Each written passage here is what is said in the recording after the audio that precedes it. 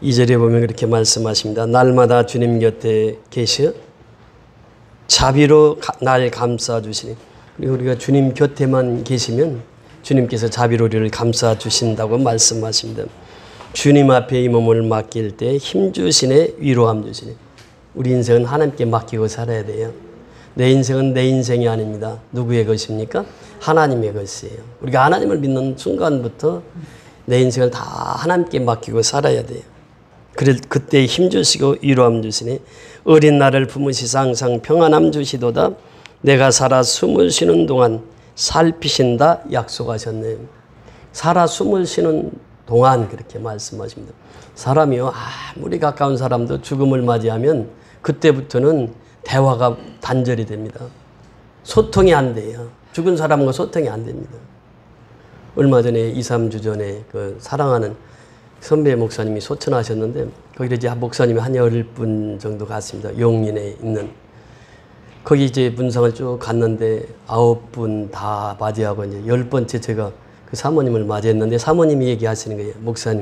목사님을 우리 목사님 얼마나 사랑하셨는지 아세요? 그러면서 품에 와서 딱 안겨서 우시는 거예요. 다른 분들은 다 천국 갔다고 그렇게 인사를 했는데 마지막 그 인사를 할 때 막 품에 와서 우시는데 저도 같이 막 울었어요. 참 잘해 주셨거든. 그러니까 40년 지기잖아요. 뭐 한 40년 같이 교단에 사다 보니까 자기 친동생보다도 더 가까이 사랑을 하시고 말로 표현은 안 했지만 그렇게 사랑했다고 하면서 그 사모님이 우시는 거예요. 싹 숨이 멎으면요. 이제 폐암으로 소천하셔서 얼굴을 보니까 얼굴이 폐암 환자들은 얼굴이 시커멓습니다. 그러니까 마지막 가는 그 순간을 보면서 인생 그거예요. 이 관에 뚜껑 딱 덮으면 그 다음부터는 얼굴 보고 싶어도 못 봐요. 사진으로나 볼 수 있지. 숨을 쉬고 있는 동안 하나님과 가까이 해야 된다고 하는 것이에요. 오늘 이렇게 보면 핵심이 그랬잖아요. 날마다 우리는 숨을 쉬어요. 숨을 안 쉬면 그때부터는 남남이 되는 거죠. 그때부터는 얼굴 보고 싶어도 못 보고. 우리가 아무리 애완견을 사랑하고 집에서 키우고 뭐 자고 일어나면 뽀뽀해주고 그런다 할지라도 애완견이 죽으면 어떻게 해야 돼요? 땅에다 묻어야 돼. 예. 더 이상 이제 할 수가 없어요. 이 숨을 쉬고 있는 동안 우리가 살아 숨을 쉬고 있는 동안 우리가 하나님을 더 가까이 해야 된다라고 하는 것입니다. 인생이 어려운 순간마다 주의 약속 생각해 보네. 그래 어려움을 당해봐야 주의 약속을 생각하고 하나님을 생각해요.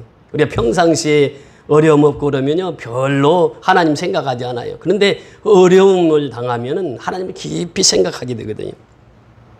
내 마음속에 믿음 잃지 않고 그래서 그 어려움 당할 때 믿음이 성장합니다. 이게 보세요. 이스라엘 백성들도 보면은 그 광야에서 어려움을 당할 때 믿음이 성장하거든요. 우리 인생도 역시 마찬가지예요. 광야에서 어려움을 당하면 내 믿음을 키우고자 하는 하나님의 계획이구나. 이것을 깨닫게 되는 것이죠. 믿음 잃지 않고 말씀 속에 위로함 받네.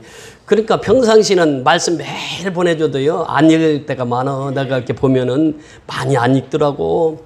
전도사님 매일 저녁 그 성경을 창세기부터 계시록까지 읽어주는데 이게 보는 사람들이 그렇게 많지 않아. 근데 어려움을 당하면 어떠냐? 그때부터는 계속 말씀을 보는 거예요. 말씀 속에 위로함이 있거든. 말씀 속에 우리 생명이 있으니까 그래요. 그래서 주님의 도우심을 바라보면 모든 어려움이 기도다. 흘러가는 순간순간마다 주님 약속 새겨봅니다. 1절에 보면 날마다 숨쉬는 순간마다 내 앞에 어려운 일 보내. 숨을 쉬고 있으면 어려운 일이 있어요. 숨을 쉬고 있으면 고통이 있어요. 숨을 쉬고 있으면 고난이 있다라고 하는 거예요. 고난이 없고 어려움이 없고 아무것도 없는 사람은 누구일까요? 공동묘지에 누워있는 사람이요. 그 사람은 아무 염려 없어. 근심 없어. 걱정 없어. 예. 여러분 걱정 근심 없는 세상에 가려면 그 누워있으면 돼. 공동묘지에 누워있으면 아무 근심 걱정 없어. 그러나 내가 숨을 쉬는 순간순간마다 어려움이 있다는 거예요. 예. 이것이 인생이요. 날마다 숨 쉬는 순간마다 내 앞에 어려운 일 보내요. 주님 앞에 이 몸 맡길 때 슬픔 없네 두려움 없네. 그러니까 내 몸을 맡겨야 돼. 내 인생을 맡겨야 돼요. 그래야 두려움이 없고 슬픔이 없고 걱정이 없고 근심이 없다고 하는 거예요. 이게 핵심이거든요. 근심 걱정 없는 것은 하나님께 맡겨야 된다는 거예요. 내 몸을 맡겨야 된다는 거예요. 어린 날 주님의 자비로운 손길 항상 좋은 것 주시도다. 사랑스레 아픔과 기쁨을, 수고와 평안과 안식을 우리에게 주시는 거예요. 그러니까 항상 좋은 것을 주신 분이 아버지라고 하는 거예요. 예수님의 설교 중에 산상수훈이 있습니다. 이 팔복을 말씀하셨죠. 심령이 가난한 자는 천국이 저희 것이며, 심령이 가난해야 돼요. 또 온유한 자, 애통한 자, 의에 줄이고 목마른 자, 긍휼히 여기는 자, 마음이 청결한 자, 화평한 자, 의를 위하여 박해받는 자. 그래서 팔복을 말씀하십니다. 그러면서 바로 말씀하시는 것이 뭐냐면 그 팔복 다음에 마태복음 6장에 가면 그 말씀을 하세요. 우리가 이 세상에 살아가면서 하나님과 보물은, 재물은 동시에 섬길 수 없다는 거예요. 그러면서 재물의 중요성에 대해서 말씀하시면서 그 재물을 땅에 쌓아두지 말라 그래요. 땅에 쌓아두면 어떻습니까? 좀이 먹어요. 도둑이 와. 방글라데시 가보니까요, 부잣집마다 담장을 아주 콘크리트 담장으로 잘 해놨어. 그것도 부족해. 철조망을 다 위에다 올려놨어. 그것도 부족해. 병조각을 다 깨가지고 왔어. 그래서 이제 그 부자하고 얘기할 시간이 있었어요. 아이, 왜 이렇게 철조망을 쳐놓고 그랬냐고 그랬더니 그분이 하는 말, 그분이 외교관으로 해서 그 선교사님 바로 집 앞에 사는데, 그래서 이제 만나가지고 얘기를 쭉 해보니까 영어를 잘 하시더라고요. 외교관을 했으니까. 그 자기 집에 하인이 4명이라는 거예요. 남자 둘, 여자 둘. 그런데 철통같이 집을 이렇게 다 철조망을 뺑뺑 둘러놨어. 왜 저렇게 해놨냐니까, 아이, 도둑놈들이 우리 집에 자주 온다는 게. 왜? 집이 크거든. 돈이 있거든. 그 도둑이 오는 거예요. 세상에서요, 부자들은 그 돈 걱정 때문에 제대로 못 살아. 이 돈을 지켜야 되거든. 여기서 보면은요, 그래서 예수님께서는 그렇게 말씀하세요. 내 보물을 어디다 쌓아두라고요? 하늘에 쌓아두라 그래요. 거기는 좀과 도둑이 없다는 거예요. 하늘에는 누가 훔쳐갈 것이 없어. 그렇잖아요. 하늘에 쌓아두라 그래요. 그래서 이 눈에 대해서 또 말씀을 하십니다. 눈은 곧 빛이에요. 눈이 어두워지면 모든 어려움보다 더 어려운 것이 눈이 어두워지는 거예요. 앞에 안 보이는 거예요. 이것처럼 어려운 게 없어요. 몸은 등불이라고 그러잖아요. 그 말씀하시면서 예수님께서 그 말씀을 하십니다. 마태복음 6장에 보면은 이제 19절에 보면 그렇게 말씀하세요. 너희를 위하여 보물을 땅에 쌓아두지 말라 이렇게 말씀하시고, 이제 24장으로 내려가서 보면은 한 사람이 두 주인을 섬기지 못할 것이 혹 이를 미워하고 저를 사랑하거나 혹 이를 중히 여기고 저를 경히 여김이라 너희가 하나님과 재물을 겸하여 섬기지 못하느니라. 겸하여 섬길 수 없다는 거예요. 그러므로 그래요. 그러므로 25절에 보면 그러므로 내가 너희에게 이르노니 목숨을 위하여 무엇을 먹을까? 무엇을 마실까? 몸을 위하여 무엇을 입을까? 염려하지 말라. 목숨이 음식보다 중하지 아니하며 몸이 의복보다 중하지 아니하냐. 그러므로 이게 결론적으로 이렇게 말씀하시는 거예요. 하나님과 재물은 동시에 섬길 수 없다는 거예요. 그러니까 너희가 먹고 마시고 입을 거 염려하지 말라는 거예요. 몸 의복보다 무엇이 중요하다고요? 몸이 중요하다는 거예요. 마시고 먹는 것보다도 몸이 더 중요하다는 거예요. 중요한 것을 말씀하세요. 그러면서 예수님께서 설교를 하시잖아요. 저 공중에 나는 새를 보라. 누가 먹히느냐? 하나님이 먹이 주지 않느냐? 들에 핀 백합화를 봐라. 그것이 바로 하나님께서 그 꽃을 피우게 하는 것 아니겠느냐? 그러면서 너희가 염려함으로 그 길을 한자나 더 할 수 있느냐? 할 수 없다는 거예요. 염려에 대해서 쭉 말씀을 하십니다. 그러면서 또 다시 그러므로라고 하는 단어가 나와요. 31절에 보면 그러므로 염려하여 이르기를 무엇을 먹을까 무엇을 마실까 무엇을 입을까 하지 말라라고 하는 거예요. 그러면서 이는 다 이방인들이 구하는 것이요 너희 하늘 아버지께서는 이 모든 것이 너에게 있어야 할 줄을 아시느니라. 하나님 다 아신다는 거예요. 이방인들은 이것을 구하고 산다는 거예요. 이방인들은 무엇을 먹을까 무엇을 마실까 무엇을 입을까. 이방인들은 지금도 이제 연휴 맞았다고 해서 산으로 들로 다 나가요. 또 해외로 나가요. 왜? 그 좋거든. 육신의 즐거움을 따라 살아가요. 그래서 이 사람들은 옷을 사도 뭐 백화점 가서 뭐 메이크업 명품 같은 거 사서 입고, 그 걸쳐봐야 얼마나 가냐고. 잠시 있으면 우리도 이 세상을 떠나게 되는데, 그런데 사람은요, 이 먹고 마시고 입는 데에 집중해서 살아간다는 거예요. 그렇게 하지 말라는 거예요. 그건 이방인들이 구하는 것이라는 거예요. 그러면서 말씀하십니다. 33절 우리가 잘 아는 말씀 시작. 그런즉 너희는 먼저 그의 나라와 그의 의를 구하라. 그래야 이 모든 것을 너에게 더하시리라. 이 말씀이 여기서 나와요. 그런즉 먼저 그의 나라와 그 의를 구하라. 그래야면 이 모든 것을 너에게 더하시리라. 그러면서 또 다시 그러므로가 나옵니다. 34절 시작. 그러므로 내일 일을 위하여 염려하지 말라. 내일 일은 내일이 염려할 것이요 한날의 괴로움은 그날의 족하니라. 그러므로 계속해서 나와요. 결론이 뭐냐? 그러므로 내일 일을 위하여 뭐 하지 말라고? 염려하지 말라. 염려하지 말라. 이 말 속에는 근심하지 말라, 염려하지 말라, 두려워하지 말라. 이 말씀이거든. 이 말씀을 하시는 거예요. 염려하지 말라는 거예요. 두려워하지 말라는 거예요. 근심하지 말라는 거예요. 이것을 이제 예수님이 산상보훈에서 우리에게 주시는 말씀입니다. 기저 오늘 본문을 보면은 다락방 광화라고도 하기도 하고 예수님의 고별 설교라고도 말씀하세요. 자, 오늘 보면 14장 그 1절에 보면 그 뭐라고 말씀하십니까? 다 같이 요한복음 14장 1절 시작. 너희는 마음에 근심하지 말라. 하나님을 믿으니 또 나를 믿으라. 똑같은 말씀을 하세요. 그 고별 설교에서 첫 번째 설교, 너희는 마음에 근심하지 말라는 거예요. 근심하지 말라. 염려하지 말라. 근심하지 말라. 말씀하세요. 그렇게 예수님께서 분명히 다락방 강화에서 고별 설교에서 첫 마디로 이렇게 말씀하시고 또 산상수훈에서도 핵심 포인트에서 하나님과 재물은 동시에 섬길 수 없다. 그러면서 내일 일은 내일 염려하라는 거예요. 그러니까 오늘은 어떻게 하라? 염려하지 말라는 거예요. 이것이 하나님께서 우리에게 주신 말씀이거든요. 내일은 누가 주셔요? 내일은 하나님의 시간을 주시는 거예요. 내일은 내가 가질 수 있는 시간이 아니에요. 하나님이 주셔야만 내일이 있어요. 내일이 있는 사람은 소망이 있는 사람이요. 근데 근심하는 사람은 소망이 없는 사람입니다.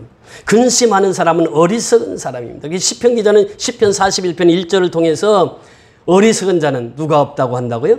하나님이 없다 하느니라 그래요. 어리석은 자예요. 너희는 마음에 근심하지 말라. 그러면서 또 근심하는 자에게는 무엇이 있느냐? 죄가 있다고 하니. 죄가. 왜? 하나님의 말씀을 불순종하니까 그게 죄라는 거예요. 제가 이 말씀을 가지고 지난주에 은혜기도원에서 말씀을 증거했습니다. 목사님 한 10분 계시는데 제가 이 말씀을 증거했는데 제가 그 4, 5년 설교하면서 처음으로 그 원장 목사님이 은혜를 받았다고 이 말씀을 중심으로 또 간증을 하시는 거예요. 제가 설교 끝나고 나서 간증을 한 10분 동안 하시더라고요. 그러면서 자기가 이 말씀을 은혜 받은 것을 얘기를 하시는데 목사님이 설교를 할 때 자기는 집사였을 때인데 너희는 마음에 근심하지 말라.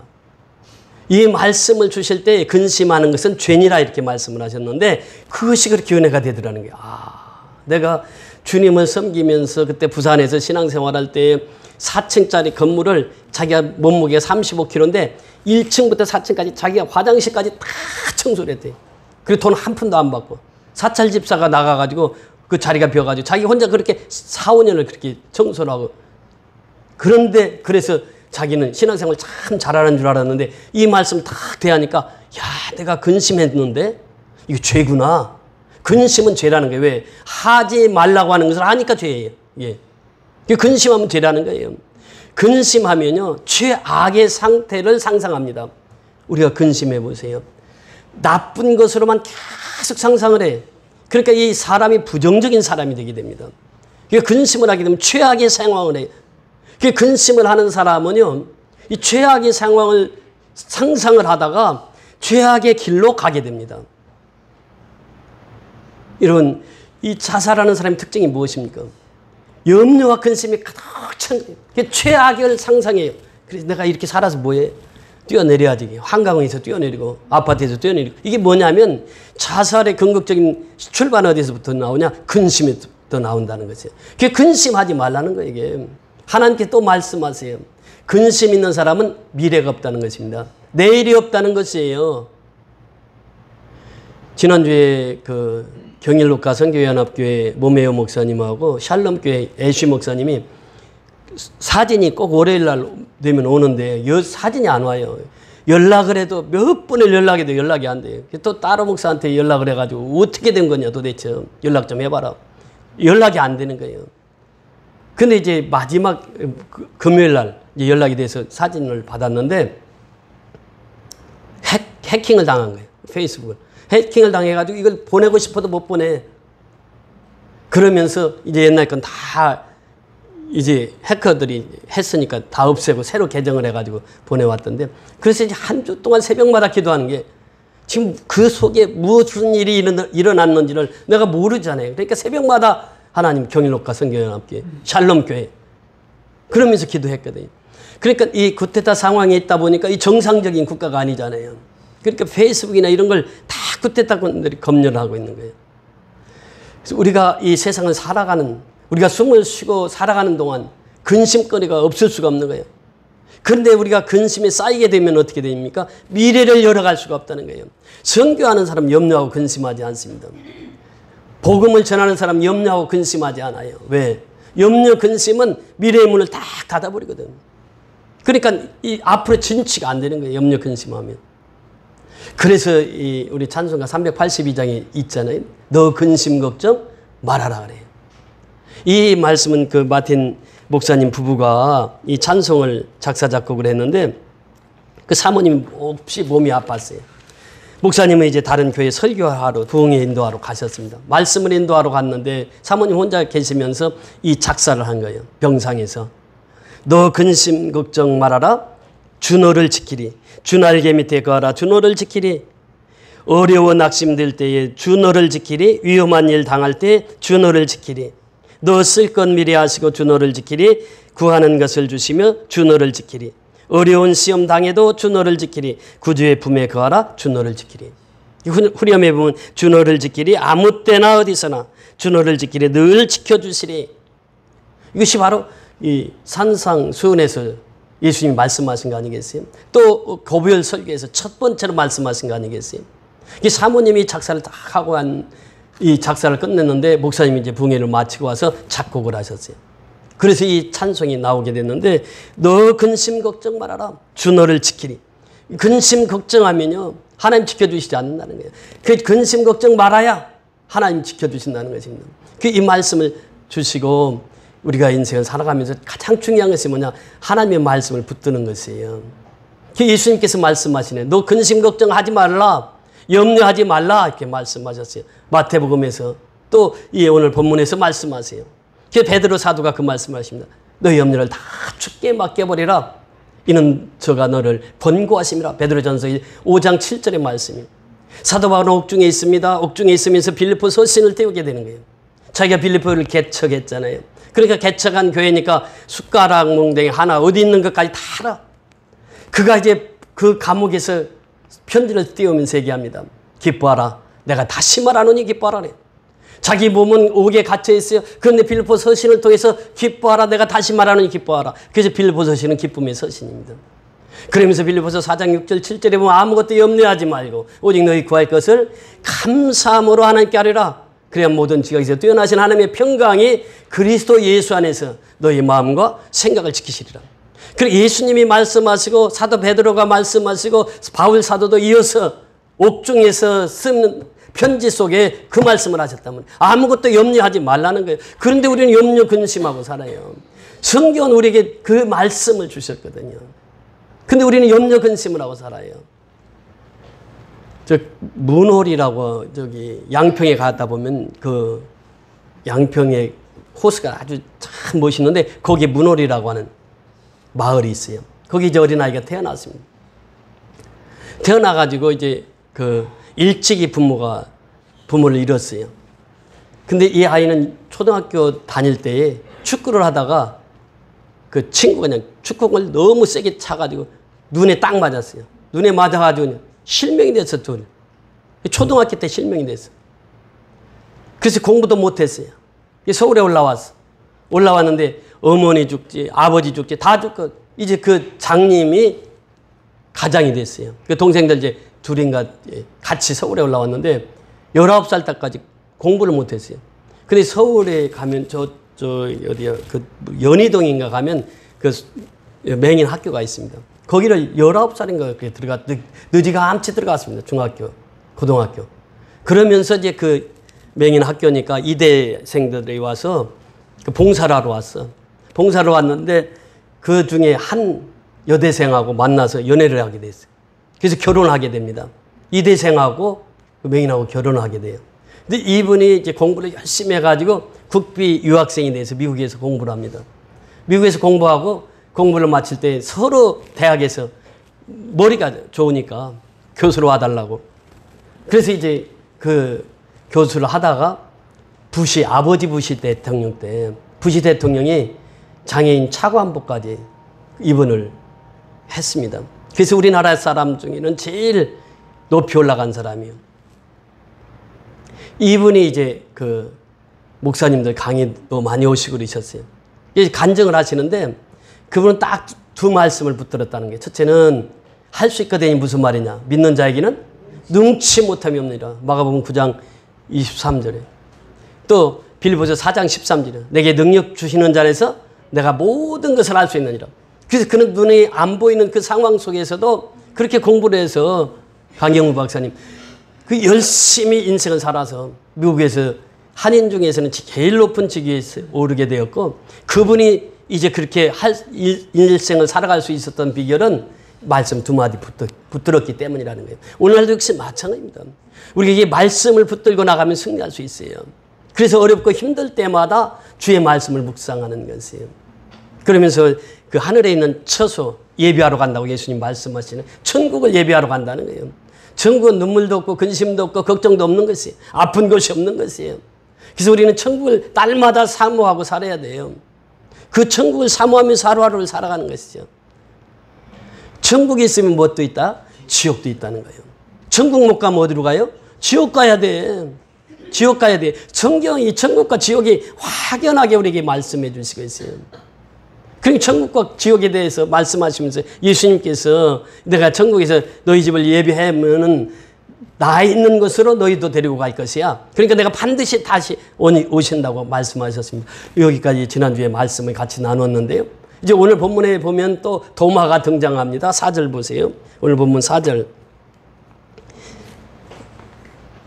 요한복음 14장 4절 말씀입니다. 시작. 내가 어디로 가는지 그 길을 너희가 아느니라. 예수님께서 말씀하셨어요. 나 있는 곳에 너희도 있게 하리라 말씀하시고 내가 어디로 가는지 그 길을 너희가 아느니라 그래. 그런데 도마가 등장합니다. 5절 다 같이 읽습니다. 시작. 도마가 이르되 주여 주께서 어디로 가시는지 우리가 알지 못하거늘 그 길을 어찌 알겠사옵나이까. 아멘. 도마는 보면요, 예수님의 제자 중에 두 번째로 용감한 사람이요. 첫 번째로 용감한 사람이 누구라고 그랬죠? 앞에 등장했던 베드로. 베드로는 뭐 아주 용감한 사람이에요. 그러니까 베드로는 뭐 그 용감이 대단했어요. 그 다음에 용감한 사람이 누구냐? 도마예요, 도마. 지금 이 예수님이 말씀하셨을 때 제자들이 알았을까요? 몰랐을까요? 다 몰랐어. 다 몰랐어. 보세요. 추정해 보세요. 다 몰랐어. 그런데 도마가 대표적으로 지금 묻는 거예요. 주님 그 길을 어떻게 알겠습니까? 뭐 다 모르죠. 그런데 가만히 있으면 어떻게 해요? 중간이라도 가. 나서다 보니까 어떻게 돼요? 의심 많은 도마로 이렇게 찍혀 있지만 의심 많은 도마가 이 질문을 했기에 예수님께서 그 위대한 대답을 하게 됩니다. 이 질문이 없었던들 어떻게 요한복음 14장 6절이 나오겠냐는 거예요. 그렇잖아요. 요한복음 14장 6절이 나온 배경을 보면 도마가 질문한 도마가 질문해요. 도마가 이르되 주여 어디로 가시는지 우리가 알지 못하거늘 그 길을 어찌 알겠사옵나이까. 그 길 좀 알려주세요. 그렇게 예수님께서 14장 6절에 말씀하시는 거예요. 다 같이 시작. 예수께서 이르시되 내가 곧 길이요 진리요 생명이니 나로 말미암지 않고는 아버지께로 올 자가 없느니라. 여기서 내가 곧 길이요 진리요 생명이다. 그래서 전부 다 이 말씀을 주실 때 해 호도스라고 해요. 내가 길이다 호도스. 그런데 해가 붙습니다. 이 정관사 더해요. 해 호도스, 해 알레데이아, 해 조에 이렇게 해요. 그러니까 해라고 하는 정관사 더가 다 앞에 붙습니다. 그러니까 그 길이라는 거예요. 그러니까 우리가 남산에 올라갈 때도 길이 여러 군데 있잖아요. 이 종교 생활도 역시 마찬가지라는 거예요. 이 종교다원지 포스트 모더니즘이 그것을 주장하고 있거든. 아니 예수만 믿어야 하늘나라 가느냐? 부처 믿어도 하늘나라 갈 수 있지 않냐? 응? 이슬람, 모슬렘을 믿어도 그 하늘나라 갈 수 있지 않냐? 그러면서 모든 종교는 다 똑같다는 거예요. 종교다원주의가 지금은 이제 전 세계를 장악하고 있어요. 왜 기독교만 유일하게 말하느냐? 예수만이 어떻게 유일한 길이 될 수 있겠느냐? 다 똑같이 신은 이렇게 말합니다. 그러나 성경은 뭐래요? 호, 해, 호도스. 그 길이라는 게, 그 길은 예수님밖에 없다는 거예요. 천국 가는 길은 예수님밖에 없다는 거예요. 다른 길은 있을 수가 없다는 거예요. 그래서 예수님께서 말씀하신 것입니다. 그 길은 예수님밖에 없다고 이렇게 분명하게 말씀을 하십니다. 우리가 배를 타고 가다 보면 배도 길이 있어요. 우리가 그 장로님 집에 갈 때 그랬잖아요. 배 타고 가면 배가 저절로 가는 것 같아도 어때요? 다 항로가 있습니다. 항로를 따라다녀요. 이게 배가. 그냥 안 가. 아무 데나. 나르는 비행기도 어때요? 항로가 있어. 그래서 비행기가 아무 데나 가지 않아요. 만약에 뭐 러시아로 갔다 비행기가 중국으로 갔다 그러면 어떻게 해요? 대한항공이 중국 항공을 지나갔다 러시아 항공을 지나갔다 그러면 어떻게 하겠어요? 쏴버리거든. 그러니까 항로가 있어서 그대로 비행기도 가. 백길 있죠. 또 비행기 길 있죠. 자동차도 어때요? 길 따라다니거든. 길이라고 하는 것은요. 그 목적지까지 데려다주는 역할을 해요. 그 예수님께서 그 길이라면 천국 가는 그 길은 예수님밖에 없다. 이렇게 말씀하십니다. 그래서 우리가 조금 전에 같이 말씀을 나눴던 시편 1편에 보면 뭐라고 말씀하십니까? 복 있는 사람은 악인들의 꾀를 따르지 아니하며 주인들의 무엇에 서지 아니하며 길에 주인들의 길이 있단 말이에요. 주인들이 가는 길이 있습니다. 예. 여기 이제 발산역 이쪽이에요. 저녁에 보면요. 우리가 금요일 날 청소를 하고 나면 11시 정도 되거든요. 밤 11시 정도 이렇게 가다 보면은 청년들이 마곡 요 단지에 엄청 많아. 그전엔 강서구청 뒤로 청년들이 모였는데 요즘에는 마곡 주변에 악인들의 길이 있어요. 그러니까 우리가 이 악인들의 길이 있고 의인의 길이 있다라고 하는 거예요. 복 있는 사람은 어때요? 의인의 길에 서는 거예요. 복이 없는 사람은 악인의 길에 서는 거예요. 그래서 이 6절에 뭐라고 말씀하십니까? 시편 1편 6절에 보니까 그렇게 말씀하십니다. 무릇 의인들의 길은 누가 인정해요? 여호와께서 인정하시나 그래요. 악인들의 길은 뭐라고? 망하리로다 그래요. 길이 있단 말이죠. 악인의 길이 있고 의인의 길이 있어요. 복 있는 사람은 항상 의인의 길에 있었거든요. 주야로 말씀을 묵상하는 거예요. 그러면서 하나님의 뜻을 따르고 살아가는 거예요. 그러나 악인의 길은 어떻습니까? 주님과 배치되는 삶을 살아가요. 이 땅에서 살아가는데 의인의 길이 있고 악인의 길이 있다는 거예요. 그래서 예수님께서는 그 의인의 길이에요. 예수님을 믿어야만 하늘나라에 갈 수 있다라고 하는 것입니다. 성경은 우리에게 말씀하십니다. 그러므로 형제들아 우리가 예수의 피를 힘입어 성소에 들어갈 담력을 얻었나니 그 길은 우리가 성소 들어올 때는 예수의 피로 말미암아서 우리가 성소에 교회에 들어올 수 있다는 거예요. 그 길은 우리를 위하여 휘장 가운데로 열어놓으신 새로운 살길이오니 휘장 가운데로 열어놓으신 새로운 산길. 이게 무엇입니까? 예수님이 십자가에 죽으니까 휘장이 어떻게 됐다고요? 위에서부터 아래로 쫙 찢어졌어. 그 황소 두 마리가 이렇게 찢으려고 해도 찢어지지 않는 휘장이 예수님이 십자가에 달릴 때 완전히 휘장이 찢어졌단 말이죠. 그리고 우리에게 살 길을 열어주셨어요. 그게 뭐예요? 십자가의 길이란 말이에요. 예. 예수의 피를 힘입어서 담력을 얻어서 그 살 길로 오는 거예요. 그 길이 바로 예수의 길이에요. 십자가의 길이라는 게 새로운 산 길이요. 휘장은 곧 그의 육체니라. 휘장은 곧 누구의 육체라고? 예수의 육체라는 거예요. 육체가 십자가에서 못 박히니까 살 길을 열어주신 거예요. 이것이 바로 십자가의 길입니다. 그러니까 우리가 가는 길은 오직 한 길, 예수밖에 없다는 거예요. 그래서 성경은 우리에게 말합니다. 다른 이로서는 구원을 받을 수가 없나니 이렇게 표현했어요. 천하 사람 중에 구원을 받을 만한 다른 이름을 우리에게 주신 일이 없음이라. 사도행전 4장 12절의 말씀. 예수님만이 유일한 길이라는 거예요. 유일한 길. 두 번째는 뭐라고 말씀하십니까? 예수님만이 유일한 진리시다 그렇게 말씀해요. 알레데이아, 진리라고 하는 말. The truth, 이 진리라고 하는 말씀. 이 진리라고 하는 말씀은 요한복음 16장 13절에 보면 그렇게 말씀하십니다. 16장 13절에 보면은 이렇게 말씀하셨어요. 그러나 진리의 성령이 오시면 그가 너희를 모든 진리 가운데로 인도하시리니 그가 스스로 말하지 않고 오직 들은 것을 말하며 장래 일을 너희에게 알리시리라 그래요. 그러나 진리의 성령, 진리의 성령이 오시면 그가 모든 진리 가운데로 인도하세요. 이게 진리의 성령이에요. 여러분 왜 도마가 의심이 많았을까요? 성령이 충만한 사람은 그냥 그대로 받아들이잖아요. 믿잖아요. 니고데모 보세요. 사람이 어떻게 다 큰 내가 어머니 뱃속에 들어갔다 나와야 다시 거듭나는 것입니까? 이런 질문을 한다는 거예요. 그러니까 성령을 받지 못하면 지금도 그런 질문을 하게 돼 있다는 거예요. 니고데모가 학식이 부족했습니까? 성경 지식이 부족했습니까? 사내들은 공의원이었는데. 그런데 이런 질문을 한단 말이죠. 거듭나지 못하니까. 그래서 예수님이 하신 말씀이 뭐예요? 물과 성령으로 거듭나지 아니하면 하늘나라를 네가 볼 수도 없다는 거예요. 그 요한복음 또 4장에 가면 수가성 여인 나오잖아요. 그가 이제 물길로 왔을 때에 예수님께서 말씀하시잖아요. 이 물을 먹는 자는 다시 목마르려니와 내가 주는 물을 먹는 사람은 영원히 목마르지 아니한다. 그러니까 그 여인이 그 말씀을 듣고 예수님이 만났을 때 당신은 랍비로서이다. 당신은 선지자로서이다. 당신은 메시아로서이다. 예수님 만나니까 그 인생이 완전히 바뀌어지더라 그 말입니다. 마르다도 그렇잖아요. 나사로의 무덤 앞에 갔을 때 이제 이 나사로가 살아나리라 그러니까 마지막 날 살 것 나도 알지요. 그때 예수님께서 말씀하신 것이 무엇입니까? 나는 부활이요 생명이니 나를 믿는 자는 죽어도 살겠고 무릇 살아서 나를 믿는 자는 영원히 살리라는 말씀하세요. 그러니까 마르다가 그래서 깨닫고 믿는 것이죠. 여기 보세요. 성령이 임하지 않으면 진리를 깨달을 수가 없다니까요. 그 성령은 무슨 영이라고요? 진리의 영이 진리의 영. 그러니까 성령은 우리를 진리 가운데로 인도하시는 분이에요. 그 성령을 받아야 우리가 진리의 말씀을 깨달을 수가 있다는 것이에요.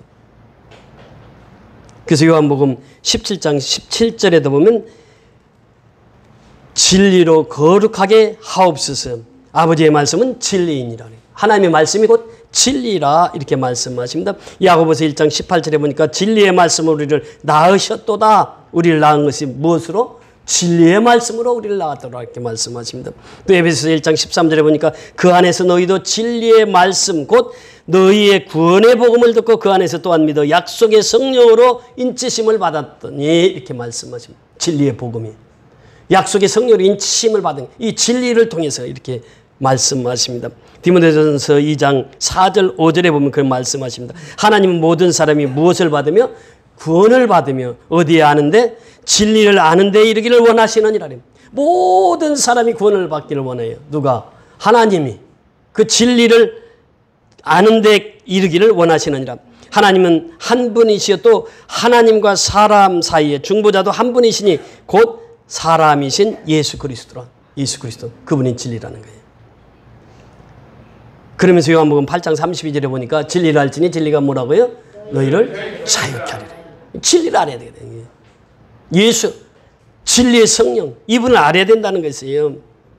그래서 요한복음 1장 14절에 보면 뭐라고 말씀하십니까? 말씀이 육신이 되어 우리 가운데 거하심이 은혜와 뭐가 충만하더라? 진리가 충만하더라. 예수란 말이에요. 예수. 진리의 성령. 그 예수를 알아야 된다는 거예요. 이것이 해 알레디아. 그 진리의 말씀입니다. 마지막 중요한 것이 무엇입니까? 해 조회라고 하는 생명이에요. 생명. 그러니까 이 길이요, 진리요, 생명이니 이 생명 해 조회. 그러니까 우리가 어머니 육신에서 나온 생명은 육신의 생명이라고 해요. 예수를 믿고 얻은 생명은 무슨 생명이요? 영적인 생명이라고 해요. 영적인 생명. 그 영적인 생명이 누구 안에만 있습니까? 그 안에만 있어요. 그가 누구입니까? 예수 안에만 있단 말이죠. 요한복음 1장 4절에 그 안에 생명이 있으니 그러잖아요. 요한복음 3장 16절에도 보면 예수를 믿는 자에게 생명이 주어지는 것이고 3장 36절에도 똑같은 말씀을 주십니다.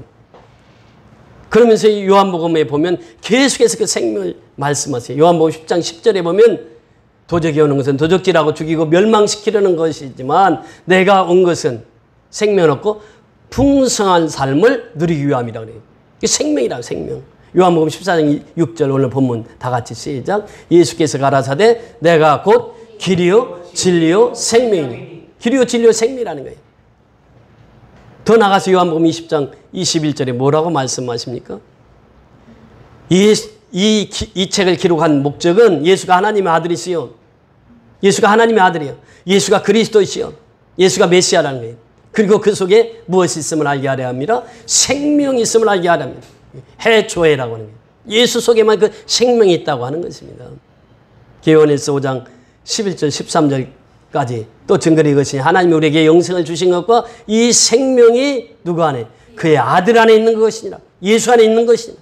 아들이 있는 자에는 생명이 있고 아들이 없는 자에는 생명이 없느니라. 생명에 대해서 이거 전부 조회의 생명. 영생이래. 내가 이것을 너희에게 기록하는 것은 너희로 하여금 너희 속에 무엇이 있음을? 영생이 있음을 알게 하려 하십니다. 생명이 있음을 알게 하려 하십니다. 그 예수 속에만 이 생명이 있다는 거예요. 로마서 8장 1절 2절에도 보면 이제 바울이 그러잖아요. 생명의 성령의 법을 얘기하면서 죄와 사망의 법에서 너희를 건지셨느니라. 생명의 법이에요. 죄와 생명의 법. 그러니까 이 예수 속에 이 생명의 법이 있는 것이죠. 그래서 오늘 예수님께서 말씀하세요. 내가 곧 길이요 진리요 생명이니 나로 말미암지 않고는 아버지께로 올 자가 없느니라. 그렇습니다. 그래서 예수를 믿어야만 아버지께로 가는 거예요. 아버지께로 올 수 있다라고 하는 것입니다. 오늘 주신 말씀을 우리가 묵상하면서 크게 두 가지입니다. 첫째는 너희 마음에 근심하지 말라는 거예요. 이것은 근심하면 뭐가 된다? 죄가 된다는 거예요. 근심하면 말씀을 어기는 거잖아요. 그리고 예수님께서 뭐라고 말씀하셨어요? 내가 곧 길이다, 진리다, 생명이다. 나로 말미암지 않고는 너희가 아버지께로 올 자가 없느니라 이렇게 말씀하십니다. 그러면서 7절에 그 말씀을 하시잖아요. 7절에 뭐라고 말씀하십니까? 너희가 나를 알았더라면 내 아버지도 알았으리로다. 이제부터는 너희가 그를 알았고 또 보았느니라. 아버지 보여주세요. 그러니까 너희가 나를 봤잖아. 나를 알았잖아. 그럼 이제 아버지도 한 거야. 아버지도 본 거야. 예수와 아버지는 하나예요. 그래서 오늘 결론을 이렇게 맺습니다. 우리가 인생을 살아가면서 악인의 길이 있고 의인의 길이 있습니다. 의인의 길은 예수님밖에 없어요. 또 구원의 길이 있고 사망의 길이 있습니다. 그 구원의 길은 예수님밖에 없습니다. 다른 이로서는 구원을 얻을 수 있는 이름이 없다고 하는 것이에요. 예수의 이름. 그 이름이 복되고 그 이름이 바로 길이고 진리고 생명이 되는 줄 믿습니다. 그로 말미암아 하늘나라에 들어갈 수 있다라고 하는 것. 아버지와 나는 하나다고 하는 선언을 통해서 우리에게 분명하게 말씀하셨습니다. 그 믿음으로 승리하는 저와 여러분이 될 수 있기를 주의 이름으로 축원을 드립니다. 할렐루야. 고맙고 감사하신 아버지 하나님, 예수님의 고부열 설교를 다시 한번 묵상하면서 너희는 마음에 근심하지 말라. 주님 명하셨습니다. 근심하는 것은 하나님을 없다고 하는 어리석은 자와 같은 것이요. 근심하는 자는 하나님의 명령을 어김으로써 불순종하는 자요. 근심하는 자는 이제 최악의 상태를 생각하기 때문에 그들은 끝내 자살로서 그 인생을 마친다는 것이고, 근심하는 자에게는 미래가 없다는 것이에요. 내일이 없다고 말씀하셨습니다. 그래서 근심하지 말라고 주님 말씀하셨습니다. 주님께서 말씀하시길 내가 곧 길이요 진리요 생명이니 나로 말미암지 않고는 아버지께로 올 자가 없느니라고 말씀하셨사오니 우리가 길 되시고 진리 되시고 생명 되신 예수로만 만족하며 살아가는 성경에 남게 모든 성도들이 될 수 있도록 축복하여 주시옵소서. 예수 그리스도 이름으로 감사하고 축복하며 기도드리옵나이다. 아멘.